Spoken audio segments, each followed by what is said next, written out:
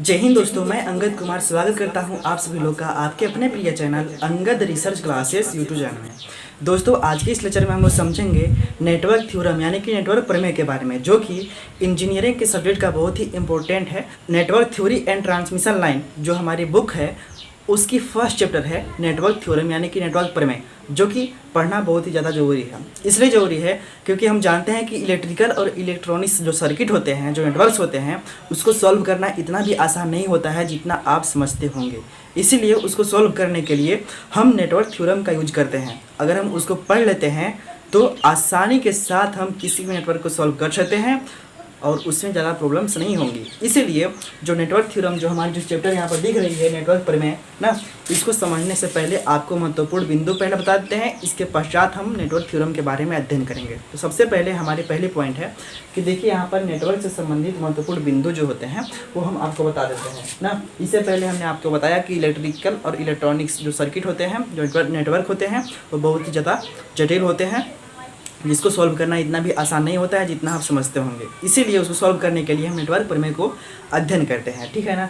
इसमें और ध्यान दीजिएगा कि किसी भी नेटवर्क में दोनों प्रकार की सोर्सेज हो सकते हैं, एसी और डीसी यानी कि अल्टरनेटर करंट वाला सोर्स, ठीक है, और डीसी यानी कि डायरेक्ट करंट वाला सोर्स हो सकता है। एसी और डीसी दोनों प्रकार की सोर्सेज हो सकते हैं, ठीक है ना।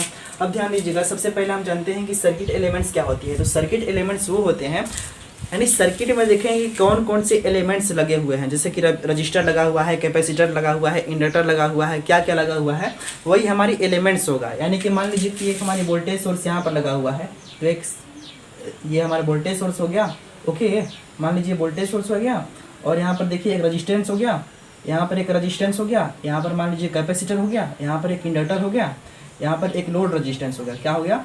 लोड रजिस्टेंस RL हो गया। अब इस सिचुएशन में देखिए 1 2 3 4 5 तो यहाँ पर क्या है?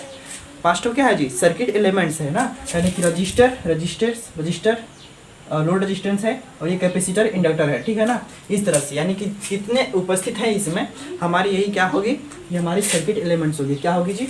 Circuit elements. इतना बात समझ में आया ना। अब समझते हैं सबसे पहले, और एक बात तो समझते हैं कि जो हमारी सर्किट एलिमेंट्स होगी यानी कि रजिस्टर, कैपेसिटर, इंडक्टर, तीनों में से कोई भी ना, तो इसमें देखिए मिनिमम 2 टर्मिनल हो सकते हैं। मिनिमम कम से कम 2 टर्मिनल होंगे ही। हम लोग दुकान में जाते हैं तो देखिए खरीदते हैं एक रजिस्टर, इस तरह से उसका कोई आकार होता है, इस तरह से कोई आकार होता है इसका, ठीक है ना। इस तरह से देखिएगा, इस तरह से होता है। अब यहाँ पर देखिए, और यहाँ पर कुछ कटा हुआ होता है इस तरह से ना। ये हमारी देखिए कम से कम 2 टर्मिनल होता है, एक टर्मिनल ये, एक टर्मिनल ये, यानी किसी भी सर्किट एलिमेंट्स में कम से कम 2 टर्मिनल होना जरूरी है, ठीक है ना। वही चीज़ हमने बताया है। अब समझते हैं कि नेटवर्क और सर्किट, हम सर्किट की हेल्प से हम नेटवर्क को बनाते हैं। यानी बहुत सारे सर्किट को अगर मिला दिया जाए तो हमारा नेटवर्क बनता है। क्या? यानी बहुत सारे सर्किट को अगर मिला देते हैं तो हमारी नेटवर्क बनता है। वही चीज़ हमने बताया है कि विभिन्न प्रकार की सर्किट की संयोजन से हमारी नेटवर्क बनता है। क्या बनता है जी? नेटवर्क बनता है, जब बहुत प्रकार की सर्किट को मिलाते हैं आपस में तब। क्योंकि हम जान रहे हैं कि सर्किट को मिलाने से हमारा नेटवर्क बन रहा है। क्या? सर्किट को मिलाने से नेटवर्क बन रहा है, तो हम कह देते हैं कि सभी सर्किट नेटवर्क हो सकते हैं, क्योंकि सभी सर्किट को हम मिलाएं तभी नेटवर्क बन रहा है ना। इसलिए हम कहेंगे कि सभी सर्किट हमारे नेटवर्क हो सकता है, लेकिन सभी नेटवर्क सर्किट नहीं हो सकते हैं। सभी सर्किट नेटवर्क हो सकते हैं, लेकिन सभी नेटवर्क हमारे सर्किट नहीं हो सकते हैं। इस बात को ध्यान में रखिएगा, ठीक है ना। अब समझते हैं कि पैसिव नेटवर्क क्या होता है। तो पैसिव नेटवर्क वे होते हैं जिसमें एनर्जी सोर्स नहीं लगे होते हैं, जिसमें एनर्जी का सोर्स नहीं लगा हुआ हो, उसको हम क्या बोलेंगे? Passive network. पैसिव का मतलब होता है निष्क्रिय। क्या? निष्क्रिय अवस्था में। पैसिव का मतलब होता है निष्क्रिय अवस्था में, यानी कोई काम ना करे। मान लीजिए कि हमारे पास एक सर्किट है इस तरह से, ठीक है, एक रजिस्टेंस लगा हुआ है, एक यहाँ पर लगा हुआ है, एक मान लीजिए कैपेसिटर लगा हुआ है, एक इंडक्टर लगा हुआ है ना। अगर मान लीजिए इसमें कोई वोल्टेज सोर्स नहीं जोड़े हैं, अगर एनर्जी का सोर्स इसमें नहीं जोड़ा है ना, तो उसको हम क्या बोलेंगे? पैसिव नेटवर्क बोलेंगे। ऐसी नेटवर्क जिसमें एनर्जी सोर्स ना लगा हो तो उसको बोलेंगे हम पैसिव नेटवर्क। यानी कि वे नेटवर्क जिसमें कोई एनर्जी सोर्स ना लगा हो उसे हम पैसिव नेटवर्क कहते हैं, और जिसमें लगा हो, ठीक, उसको हम एक्टिव नेटवर्क कहेंगे। क्या? और जिसमें लगा हो उसको हम बोलेंगे एक्टिव नेटवर्क। क्या? Active network. मान लीजिए इसमें हम वोल्टेज सोर्स हम जोड़ लेते हैं, ठीक है, ये हमारी एनर्जी सोर्स है, बैटरी है मान लीजिए यहाँ पर। तो इसमें क्या है कि एनर्जी यहाँ से ये दे रहा है, इस नेटवर्क को एनर्जी दे रहा है, इसलिए हम क्या बोलेंगे? ये हमारी क्या है? एक्टिव नेटवर्क है ना। यानी एक्टिव नेटवर्क वे नेटवर्क होते हैं जिसमें एनर्जी सोर्स लगा हो, उसे हम एक्टिव नेटवर्क कहेंगे। क्या? एक्टिव नेटवर्क कहेंगे। अब समझते हैं हम डिस्ट्रीब्यूटेड नेटवर्क के बारे में। क्या चीज़? डिस्ट्रीब्यूटेड नेटवर्क यानी वे नेटवर्क जिसमें उपस्थित जो सर्किट एलिमेंट्स होती हैं उसको हम इलेक्ट्रिक की मदद से हम रिप्रेजेंट कर सकते हैं। मान लीजिए कि हमारी सर्किट एलिमेंट्स यहाँ लगी हुई है, 1 2 3 4 एलिमेंट्स लगे हुए हैं ना, तो इसको हम इलेक्ट्रिक की सहायता से हम रिप्रेजेंट कर सकते हैं। तो ऐसे नेटवर्क को हम क्या बोलेंगे? ये हमारी डिस्ट्रीब्यूटेड नेटवर्क है। तो ये हमने लिखा है कि इस नेटवर्क में उपस्थित जो सर्किट एलिमेंट्स होती है इसको इलेक्ट्रिक की हेल्प से, सहायता से हम रिप्रेजेंट कर सकते हैं। अब समझते हैं बाईलेटरल नेटवर्क क्या होता है। तो बाईलेटरल नेटवर्क जो होता है, बाई का मतलब है दो, बाई का मतलब होता है दो नेटवर्क, यानी दोनों ओर से काम करे ना, यानी कि वे नेटवर्क जिसमें करंट की डायरेक्शन अगर चेंज भी कर दें तो इसमें कोई चेंजिंग नहीं आती है। उसके जो गुण होती है, गुणों में कोई चेंजिंग नहीं आती है। मान लीजिए कि यहाँ से मान लीजिए इधर से हम वोल्टेज सोर्स दे रहे हैं, ठीक है, तभी ये बल्ब हमारा जल रहा है। मान लीजिए इधर से भी हम देते हैं तभी बल्ब जले, तो इस सिचुएशन में हम क्या कहेंगे? ये बाईलेटरल नेटवर्क है, यानी कि दोनों ओर से हमारी काम करे, यानी करंट की डायरेक्शन यानी कि दिशा चेंज कर दें तब भी इसके ऊपर कोई प्रभाव न पड़े, तो इसको हम क्या बोलेंगे? बाईलेटरल नेटवर्क बोलेंगे। मान लीजिए कि हमारे पास एक डायोड है। क्या है? डायोड। क्या है? डायोड। यहाँ पर प्लस चिन्ह, यहाँ पर माइनस चिन्ह। अगर हम बैटरी के पॉजिटिव टर्मिनल से जोड़ते हैं और इसको नेगेटिव टर्मिनल से, तो इस सिचुएशन में क्या होता है? इस डायोड में हमारी करंट बहती है क्योंकि ये फॉरवर्ड बायस में हो गया। अगर हम क्या करते हैं, इसमें बैटरी का जो पॉजिटिव टर्मिनल है, पॉजिटिव टर्मिनल अगर इधर कर दें और नेगेटिव इधर, तो इस सिचुएशन में ये हमारी रिवर्स बायस में रहेगी और इसमें करंट नहीं बहेगी, ठीक है ना। यानी कि इसमें देखिए क्या हुआ, करंट की जब डायरेक्शन चेंज की है तो इसके गुणों में चेंजिंग आ गई, यानी कि कैरेक्टरिस्टिक्स में चेंजिंग आ गई। क्या चेंजिंग आ गई?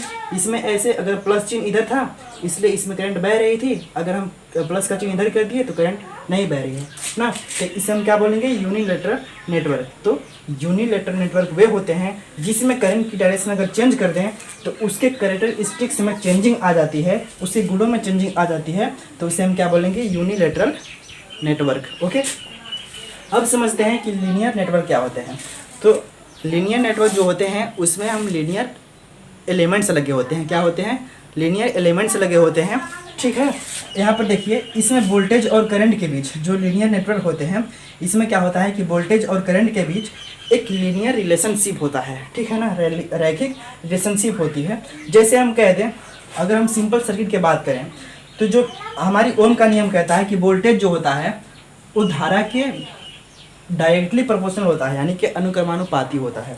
इस सिचुएशन में अगर हम प्रोपोर्शनल का चिन्ह हटाते हैं तो यहाँ पर क्या होता है? एक रेजिस्टेंस आती है R, ठीक है ना। तो वही हम, अगर हमारी सर्किट नॉर्मल है तो उसमें क्या होता है? Voltage V = IR। अगर मान लीजिए इंडक्टर है, क्या है? इंडक्टर, ठीक है ना। तो इंडक्टर के लिए वोल्टेज क्या होता है? V = LdI/dt। ये हमारी लीनियर रिलेशनशिप है। अगर हम कैपेसिटर के लिए बात करें तो V = 1/C और इंटीग्रेशन ऑफ I dt। क्या? अगर V = I/C और इंटीग्रेशन ऑफ I dt क्या होती है हमारी? ये हमारी लीनियर नेटवर्क की लीनियर रिलेशनशिप है, ठीक है ना। इतना बात आप लोग समझ में आ गया होगा। अब समझते हैं आगे, इससे पहले आप लोग नोट कीजिए। दोस्तों हम चलिए इसी क्रम में आगे बढ़े हैं। सबसे पहले हम समझते हैं कि लीनियर नेटवर्क में, सबसे पहले आप लोग ध्यान दीजिएगा कि लीनियर नेटवर्क में हम सुपरपोजिशन थ्योरम का यूज करते हैं। किसमें? लीनियर नेटवर्क में हम सुपरपोजिशन का थ्योरम यूज करते हैं, लेकिन नॉन लीनियर नेटवर्क में हम सुपरपोजिशन थ्योरम का यूज नहीं करते हैं। ओके, समझ में आया ना? यानी कि लीनियर में हम सुपरपोजिशन थ्योरम का यूज करेंगे और नॉन लीनियर में हम सुपरपोजिशन थ्योरम का यूज नहीं करेंगे। ओके, इतना बात समझ में आया ना? ये चीज़ हमने लिखा है यहाँ पर। ओके, समझते हैं अब लूप के बारे में। क्या? लूप, आखिर लूप होता क्या है? तो this is group of branches, यानी कि बहुत सारे जब ब्रांच को मिलाते हैं तो उसके समूह ना, जिसकी हेल्प से एक क्लोज पाथ बनता है, जिसकी हेल्प से एक क्लोज पाथ बनती है, लूप कहलाती है। इसका मतलब ये हुआ कि मान लीजिए कि हमारे पास एक वोल्टेज सोर्स यहाँ पर लगा हुआ है। क्या है? वोल्टेज सोर्स लगा हुआ है। ये मान लीजिए एक नेटवर्क है, ठीक है। मान लीजिए नेटवर्क है हमारी, ये देखिए, एक यहाँ पर रजिस्टेंस है, यहाँ पर लोड रजिस्टेंस है, RL है, ये मान लीजिए R1 है, ये R2 है, ये R3 है। अब इस सिचुएशन में देखिएगा, यानी कि हमने यही लिखा है कि this is group of branches, यानी कि देखिए एक ब्रांच ये हुआ, एक ब्रांच ये हुआ और एक ब्रांच ये हुआ, एक ब्रांच ये हो गया ना। 1 2 3 4 ब्रांच है यहाँ पर, ठीक है। और इसकी सहायता से, यानी कि जिसकी हेल्प से हम क्लोज पाथ बनाते हैं, यानी कि एक ब्रांच यहाँ से मिला दिए, एक ब्रांच बैटरी वाला, एक ब्रांच ये देखिए पूरा यहाँ से यहाँ तक, एक ब्रांच यहाँ है, एक ब्रांच यहाँ है, एक ब्रांच यहाँ है, इस तरह से यानी कि ब्रांचों को जब मिलाएंगे तो क्लोज पाथ यानी कि एक बंद कमरे की तरह से, यानी कि रूम की तरह से जो बन रहा है, ये हमारी क्या हो गई, एक लूप कहलाती है। क्या लूप? लूप का मतलब कि बंद होना चाहिए, यानी कि इसको मिलाएं, इसको मिलाएं और इसको मिलाएं। मान लीजिए देखिए एक ब्रांच ये है हमारी, एक ब्रांच ये है और एक ब्रांच ये है, तो इसकी सहायता से क्या बन रहा है, ये हमारी लूप बन रही है। क्या बन रही है? लूप। लूप का मतलब कि बंद कमरा की तरह। यहाँ पर देखिए एक ब्रांच ये हुआ, एक ब्रांच ये हुआ और एक ब्रांच यहाँ से यहाँ तक ऐसे हुआ, ठीक है ना। तो इसकी सहायता से क्या बना, ये लूप बना। क्या है? लूप। समझ में आया ना? लूप क्या है? लूप का मतलब कि देखिए इसमें देखिए सर्किट एलिमेंट्स रहेंगे ना, और ये क्या रहेगी, ब्रांच रहेगी, और इसकी सहायता से जब हम मिलाएंगे आपस में, सबको जोड़ेंगे सीरीज में, तो इस सिचुएशन में क्या होगा कि हमारी लूप बनती है। क्या बनती है? लूप ना। तो एक लूप यहाँ पर है, इसको लूप 1 कह दीजिए, ठीक है, इसको लूप 2 कह दीजिए। अगर और है आगे ऐसे ही कुछ डिब्बे की तरह, इसको लूप 3 कह देंगे, ठीक है ना। यानी लूप क्या होता है, जो ऐसे आपको दिख रहा है हमारी लूप हो गया, ठीक है ना। यानी क्लोज पाथ बनाए। क्या? क्लोज पाथ, यानी कि बंद पाथ बनाए, तो ये हमारी लूप कहलाती है। इसके बारे में समझिए। मेश क्या होता है? यदि किसी लूप के अंदर कोई दूसरा लूप ना हो तो भी यह मेश कहलाता है। इसका मतलब ये हुआ कि जो हमारे ये लूप है ना, लूप को ही मेश कहेंगे। क्या? लूप को ही मेश कहेंगे, लेकिन उसका एक कंडीशन है। अगर इसके अंदर अगर कोई मान लीजिए एक आठ और मान लीजिए ये हमारी, ठीक है, मान लीजिए ये हमारी अगर और एक लूप नहीं है, यानी एक लूप के अंदर दूसरा लूप नहीं है, तो हम कहेंगे कि यह मेश है। क्या है? मेश है। यानी कि देखिए ये भी, इसको हम लूप भी कह सकते हैं और मेश भी कहेंगे। इसके अंदर एक और लूप नहीं होना चाहिए। अगर एक लूप और होगा तो उसको मेश नहीं कहेंगे, ठीक है ना। अगर लूप नहीं है इसके अंदर तो हम कहेंगे कि यह मेश है। यानी इसको हम लूप और मेश दोनों कह सकते हैं। ये लूप भी है, मेश भी है, दोनों हम कह सकते हैं, ये लूप या मेश, ठीक है ना। वही चीज़ यानी मेश क्या होती है कि यदि किसी भी लूप के अंदर कोई दूसरा लूप ना हो तो हमारी क्या कहलाती है? मेश कहलाती है, ठीक है ना। अब समझिएगा नोड या जंक्शन क्या होता है। नोड या जंक्शन ना, नेटवर्क के किसी ब्रांच का वह टर्मिनल जहां पर 2 या 2 से अधिक ब्रांचेज जुड़े होते हैं। देखिए यहाँ पर ये टर्मिनल है, यानी किसी भी नेटवर्क का ये टर्मिनल जहाँ पर देखिए एक ये ब्रांच जुड़ा हुआ है, एक ये ब्रांच कराती है, ये हमारी क्या हो गया? नोड। नोड के मतलब कि कहीं एक स्थान पर मिला हो बहुत से क्या नेटवर्क का जो ये है ब्रांच, तो उसको क्या बोलेंगे? नोड। यानी कि इस बिंदु पे, जिस बिंदु पे मिल रहे हैं उसको हम क्या बोलेंगे? इसको नोड बोलेंगे, ठीक है ना।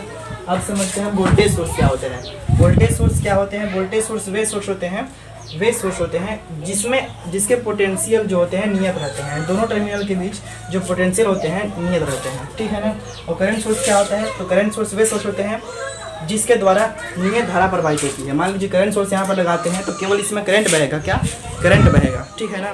तो इस तरह से आज के लेक्चर को बस यहीं पर स्टॉप करते हैं, और अगले आने वाले लेक्चर्स को आप लोग जरूर देखिएगा। उसमें आपको थ्योरम सॉल्व करवाए जाएंगे, ठीक है ना। थ्योरम बताए जाएंगे, उससे आधारित क्वेश्चंस को सॉल्व करवाए जाएंगे। अगर मेरी इस वीडियो को अच्छी लगी होगी तो मेरे मेहनत के लिए छोटी सी लाइक कर दीजिएगा और चैनल को सब्सक्राइब भी कर लीजिएगा। और अब प्लीज़ अपने बैचमेट्स को भी, जिनको आवश्यकता हुई इस वीडियो को, ठीक है ना, उनके पास भी इनका लिंक जरूर भेज दीजिएगा, ठीक है ना दोस्तों।